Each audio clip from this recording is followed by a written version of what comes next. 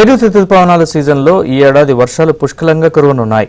June నుంచి September వరకు 4 నెలల సీజన్లో తూర్పు భారతంలో కొన్ని ప్రాంతాలు, ఈశాన్యంలో ఎక్కువ ప్రాంతాలు, వాయవ్యంలో జమ్మూ కాశ్మీర్ మినహా దేశంలోని మిగిలిన అన్ని ప్రాంతాల్లో దీర్ఘకాల సగటుకు 106% వర్షపాతం నమోదు కానుంది.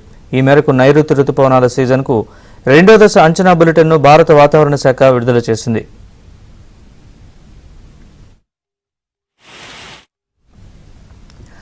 ఆంధ్రప్రదేశ్లో నైరుతి రుతుపవనాల సీజన్లో మంచి వర్షాలు కురుస్తాయని ఐఎండీ తెలిపింది.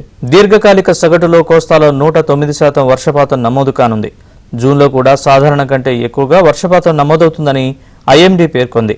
రుతుపవనాలు ఈ ఏడాది నిర్ణీత సమయం కంటే ముందుగానే కొన్ని ప్రాంతాల్లోకి ప్రవేశించగా మిగిలిన ప్రాంతాలకు వచ్చే 2-3 రోజుల్లో విస్తరిస్తాయి. దీంతో ఈ ఏడాది తొలకరి ముందుగానే ప్రారంభం కానుందని నిపుణులు చెబుతున్నారు.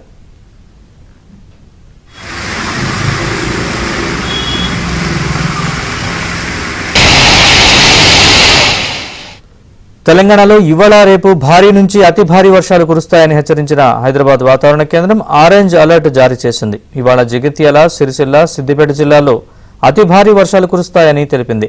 ఇతర జిల్లాల్లో భారీ వర్షాలు కురుస్తాయని పేర్కొంది. మరోవైపు దక్షిణ తెలంగాణలోని మహబూబ్ నగర్ వరకు నైరుతి రుతుపవనాలు విస్తరించాయని వెల్లడించింది.